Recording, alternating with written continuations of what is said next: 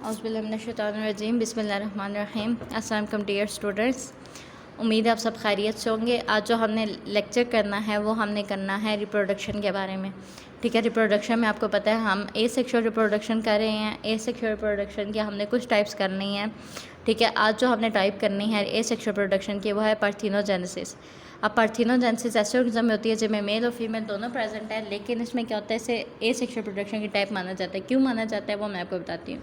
इसमें क्या होता है कि एग जो है यानी जो फीमेल रिप्रोडक्टिव ऑर्गन है वो क्या होता है, न्यू ऑफस्प्रिंग में डेवलप हो जाता है, खुद ब खुद अनफर्टिलाइज होता है, यानी उसे कोई मेल जो सेल है उसके पास नहीं आता, लेकिन वो क्या होता है न्यू ऑफस्प्रिंग में डेवलप हो जाता है। कुछ फिशेज़ में, फ्रॉग्स में और इंसेक्ट्स में क्या होता है कि ये जो पार्थेनोजेनेसिस है इसके ज़रिए डेवलपमेंट होती है। जैसे क्वीन हनी बी की बात की जाए तो क्वीन हनी बी क्या करती है, एग्स ले करती है हनी कॉम के अंदर। ठीक है, और उससे क्या किया जाता है कि अब वो जो एग्स ले करती है तो उसको अगर मेल जो है फर्टिलाइज़ करते हैं, यानी अगर वहाँ पे मेल स्पर्म प्रेजेंट हो तो वो चेंज हो जाती है वर्कर में यानी स्टीराइल फीमेल में या फिर क्वीन के अंदर। लेकिन अगर जो एग्स हैं वहाँ पर अगर कोई मेल जो है, मेल स्पर्म जो है उन्हें फर्टिलाइज़ ना करे तो वहाँ पर क्या होता है, वो चेंज हो जाते हैं मेल्स में।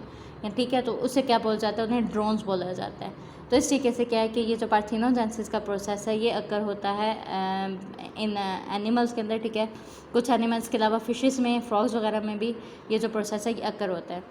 नेक्स्ट जो हमने करनी है प्लांट्स के अंदर वेजिटेटिव प्रोपगेशन।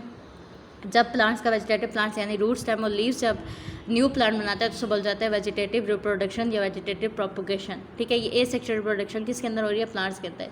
ये नेचुरली भी होती है और आर्टिफिशियली भी होती है। ठीक है, और अगर हम वेजिटेटिव प्रोपगेशन की बात की जाए तो ये क्या किया जाता है, हम जैसे प्लांट कटिंग का यूज़ करते हैं न्यू प्लांट्स बनाने के लिए।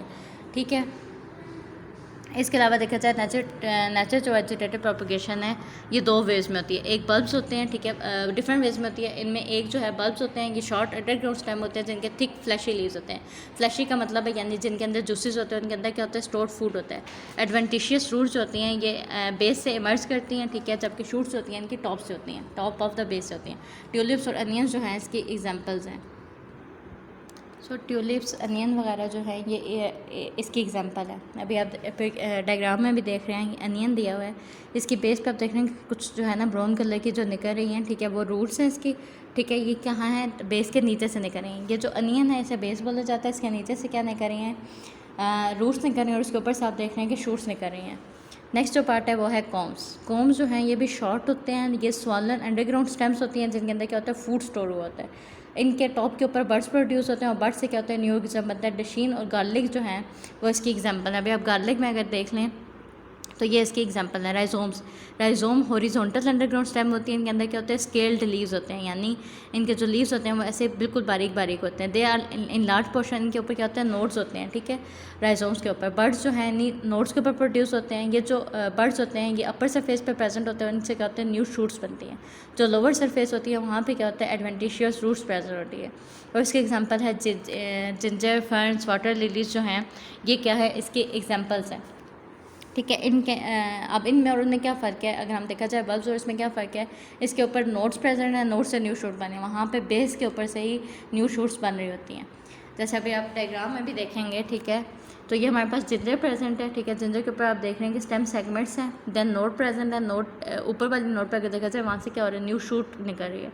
इसके अलावा आप देख रहे हैं न्यू शूट के साथ ही क्या है, एक बर्ड जो है, यानी यहाँ से अब क्या होगा, कोई नया जो है शूट यहाँ पे प्रोड्यूस होगी। ठीक है, स्टेम सेगमेंट्स प्रेजेंट है, आप डिवाइडेड हैं तो इन्हें बोला जा रहा है कि ये स्टेम के डिफरेंट सेगमेंट्स हैं।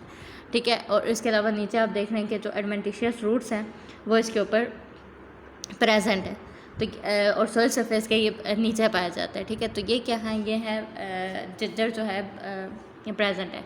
नेक्स्ट जो हमारे पास है वो स्टेम ट्यूबर्स हैं। स्टेम ट्यूबर जो है लार्ज अंडरग्राउंड स्टेम्स होती हैं। ठीक है, इनका क्या होता है, ये टिन्नी बर्ड्स होते हैं। ठीक है, आइज़ के फॉर्म में होते हैं। ठीक है, ऐसे लगता है कि आइज़ हैं। ठीक है, सरफेस के, इनकी सरफेस के ऊपर ऐसे लगता है आइज़ हैं। हर जो आई है या हर जो बर्ड है वो क्या होता है, न्यू में डेवलप हो जाता है। ठीक है, अपवर्ड की तरफ ग्रो करता है, और इसमें भी क्या होता है, रूट्स जो है नीचे की तरफ करते हैं। और पोटैटोज़ वगैरह जो हैं वो इसकी एग्जाम्पल है। पोटैटो एंड यैम्स जो हैं इसकी एग्जाम्पल हम देखते हैं हमारे घर में जो पोटैटोज़ आते हैं उनके ऊपर वो पुराने हो जाते हैं तो उनके ऊपर ग्रीन ग्रीन कलर का जो है नुक्ते बनने शुरू हो जाते हैं। वो जो उनके ऊपर डॉट्स जो होते हैं उन्हें बोला जाता है वो क्या है, वो पोटैटो की आइज़ हैं। अभी आप देख भी लें तो ये आपको पोटैटो बना हुआ है। ठीक है, अभी आप देख लें पोटैटो के ऊपर आई नज़र आ रही है आपको, ठीक है। इसके अलावा आप देखें कि अब एक आई है जो जर्मिनेट हो रही है, आप देख रहे हैं कि वो वहाँ से जो है बढ़नी शुरू हो गई है, ठीक है। वो क्या हो रही है, जर्मिनेट हो रही है, यानी बड़ी हो रही है, ठीक है। दूसरी तरफ आप देख रहे हैं तो न्यू शूट है जो वहाँ से डेवलप हो रही है। इस शूट पे क्या होगा, न्यू जो है पोटैटो आ जाएगा, ठीक है। इसके अलावा आप देख रहे हैं कि यहाँ पे स्कारा फोल्ड स्टेम है, यानी ये ऐसी जगह प्रेजेंट है जहाँ पे क्या है कि ये इस जगह से दूसरी पुरानी स्टेम के साथ जुड़ा हुआ था, और इसके अलावा यहाँ पे लीव्स के लिए भी प्रेजेंट है। नेक्स्ट जो है सक्कर्स हैं। सक्कर्स जो हैं ये स्टेम्स होती हैं, लेटरल स्टेम है जो क्या है क्लोज होती हैं, अर्थ के ग्राउंड लेवल के क्लोज होती हैं।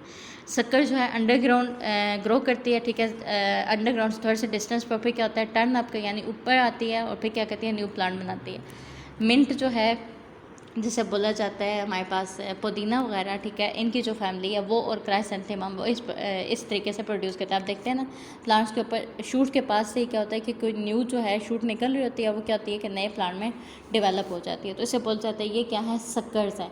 उन्हें बोल जाता है ये वो हैं, ये हैं सक्कर्स हैं। जैसे आपको डायग्राम में नज़र भी आ रहा है, अभी आप देखें रूट है उसके पास से ही क्या है कि न्यू डेवलप हो रही है, वो क्या हो जाता है, न्यू प्लांट में चेंज हो जाती है।